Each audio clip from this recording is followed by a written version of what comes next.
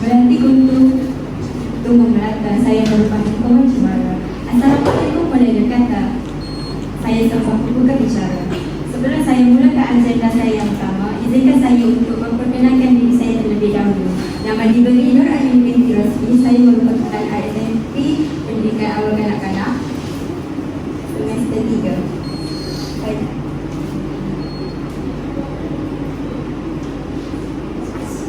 Sumber bahan yang saya gunakan adalah buku yang bertajuk 2 Plastik Mengelakkan Ketagihan Gadget yang ditulis oleh Nur Zila Zakaria yang diterbitkan oleh Universiti Sains Malaysia pada tahun 2018. Apa itu gadget? Gadget adalah suatu alat peranti yang berbagai bentuk. Contohnya telefon bimbit, tablet, iPad, komputer lipat dan sebagainya. Perbezaan antara gadget dengan alat elektronik adalah dari segi unsur pembaharuan.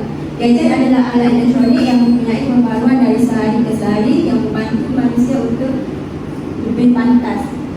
Contohnya,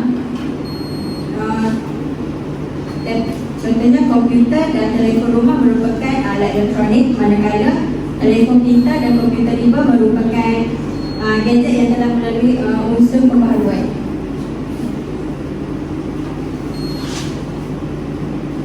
Gejala ketagihan.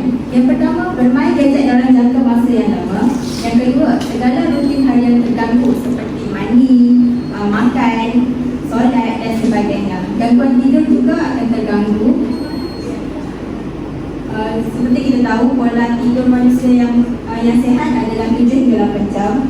Namun jika individu tersebut ketagihan gadget, mungkin pola tidurnya akan berubah dan berkurang. Kesan ketagihan gadget yang pertama dari segi perkembangan fizikal, di mana hal ini kerana apabila seseorang itu ketagihan gadget, mereka akan kurang bersenam, beriadah dan melemahkan perkembangan fizikal mereka. Yang kedua adalah perkembangan emosi dan sosial. Seperti kita tahu, orang yang sentiasa reka dengan gadget akan kurang dapat berkomunikasi dan kurang berinteraksi. Seterusnya, perkembangan intelek.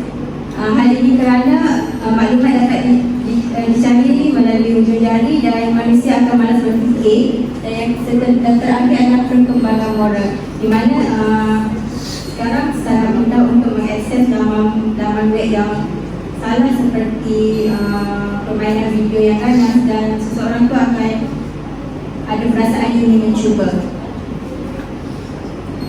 Baiklah, yang seterusnya adalah 2 plastik mengelakkan ketagihan gadget. Yang pertama, ubah skema dalam fikiran berkaitan gadget. Contohnya, setengah orang berfikir gadget adalah merupakan lambang kemajuan, dan jadi kita tukar dia kepada gadget hanyalah membantu alat kehidupan dalam kehidupan manusia sahaja. Yang kedua, beritahu anak-anak tentang perancangan bebas ketagihan gadget. Mungkin kalau anak itu masih kecil, kita boleh terapkan dengan cerita-cerita rekaan yang menggambarkan tentang bahayanya gadget kepada otak. Yang ketiga, jangan berikan gadget kepada anak kecil. Yang keempat, jangan cipta alasan. Contohnya, ramai ibu bapa yang memberi gadget kepada anak dengan alasan untuk mereka mudah membuat kerja rumah. Yang kelima, hadkan waktu penggunaan gadget. Contohnya, bagi anak-anak bermain 1 jam atau 30 minit sehari sahaja. Yang keenam, buku rekod atau buat jadual. Yang ketujuh, sediakan jadual untuk aktiviti fizikal. Contohnya, galakkan anak untuk bersenam, beriadah. Yang ke-8, lokasi televisyen atau barang elektrik tidak digalakkan untuk diletakkan di bilik anak. Yang 9, masuk bebas gadget. Contohnya, ibu bapa menetapkan peraturan. Jangan bermain gadget selepas pukul 9.30 malam. Pukul 10, pantau penggunaan gadget. Yang 11, tutup internet di rumah atau hentikan. Yang kedua, buang semua aplikasi dan permainan yang melalaikan. Akhir sekali, ibu bapa akan merupakan kunci utama kepada berjaya atau tidak anak-anak dibesarkan dengan gadget. Baiklah, saya bukakan soalan. Kenapa ibu bapa tidak boleh meletakkan televisyen atau barangan elektronik dalam bilik anak? Okey, baiklah, terima kasih saudari. Kenapa ibu bapa tak digalakkan untuk letak gadget di anak? Kerana ibu bapa tu tak dapat memantau gerak-gerik anak-anak. Mungkin dia akan mengakses zaman web yang tidak sepatutnya. Jadi bila letak di, contohnya di tempat yang tempat berkumpulnya keluarga, jadi parent ibu bapa tu dapat